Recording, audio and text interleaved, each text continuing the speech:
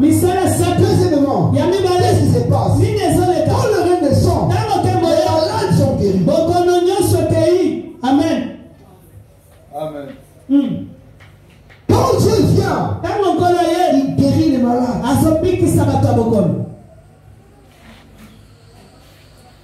Si tu lis le Nouveau Testament, Jésus a plus guéri les gens qu'il en a sauvés. Il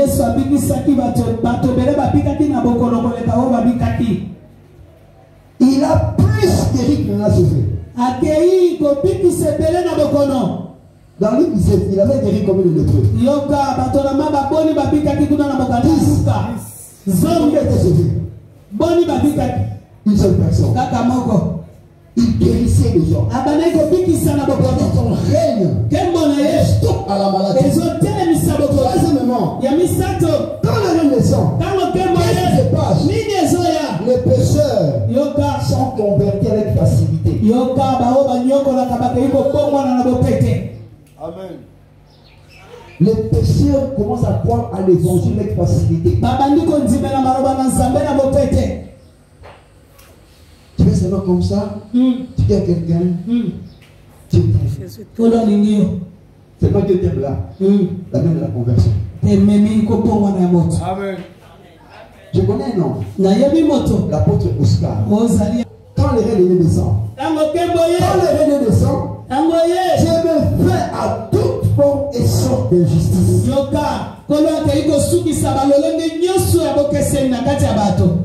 Il perd les destinées bloquées. Il perd le mariage. Il perd le travail des gens. Il perd la promotion. Il établit la justice. Il remet dans tes droits. Il accomplit ce plan de ta vie.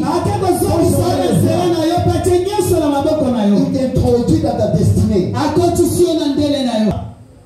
Non, je parlais là-bas sur la place. Mon frère, ma soeur, tu dois très bien connaître ton identité. Un enfant de Dieu. Un enfant de Dieu. Tu n'es pas n'importe qui. Tu n'es pas n'importe qui. Je ne suis pas n'importe qui. Fils de Dieu. Ah, ta soeur dit fille, non? Ta soeur dit fille. Amen. Le frère dit fils. Au nom de Jésus. Je ne suis pas n'importe qui. Tu es fils de Dieu. Tu es fils de Dieu. Tu es fils de Dieu.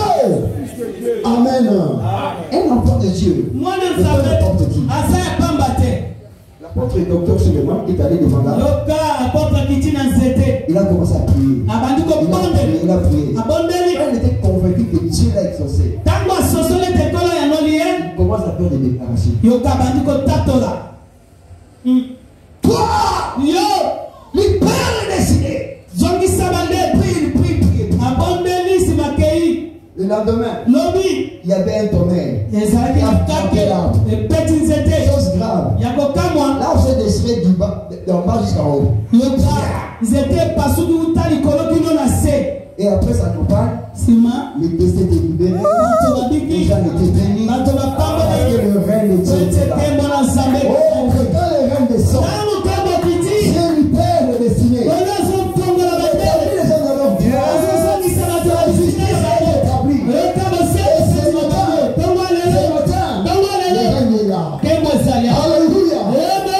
Aussi mon message. Je vais continuer avec quoi?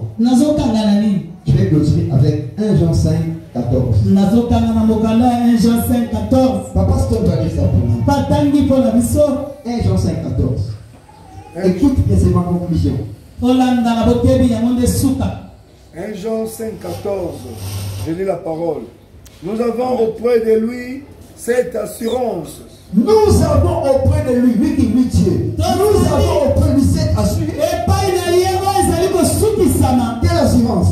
Que si nous demandons quelque chose, selon sa volonté, il nous écoute. Quelle assurance?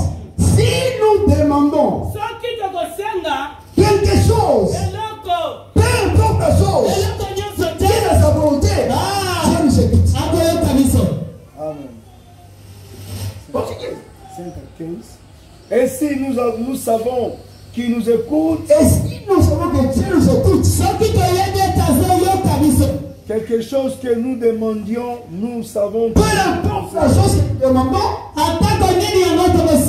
nous savons que nous possédons la chose. nous savons quoi? Nous possédons la Nous chose. savons quoi? Nous Nous possédons possédons la chose demandée. Mais nous avons demandé. Amen. Nous possédons la chose demandée. C'est ça l'assurance. Lorsque nous demandons une chose, qui est dans la volonté de Dieu, c'est que Dieu nous écoute. Puisque Dieu nous écoute, la Bible déclare que nous possédons déjà. Nous possédons déjà la chose demandée. Je pose la question. Je pose la question. Demandez à Dieu que son rien ne vienne. C'est pas sa volonté. C'est sa volonté. C'est pas sa volonté. Alléluia. Amen. Est-ce que quelqu'un dit Amen ce matin? Amen. Est-ce que quelqu'un a demandé que sa volonté vienne? Alléluia. Amen. Tu as demandé que sa volonté. Et la Bible, nous possédons la chose. Alléluia.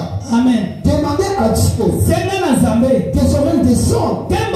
C'est sa volonté. Et puisque tu as demandé ça ce matin, c'est que Dieu a exaucé. Et comme il a exaucé, nous possédons ce règne en Seigneur. Nous le possédons. Je défends que le règne est là. Dieu a accompli sa parole. Le règne de Dieu est là ce matin. Alléluia. Lève-toi, nous allons prier. Le règne de Dieu est là. Tu l'as demandé.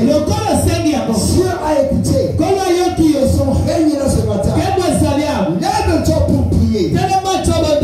Lève-toi pour prier. Ferme tes yeux tout simplement.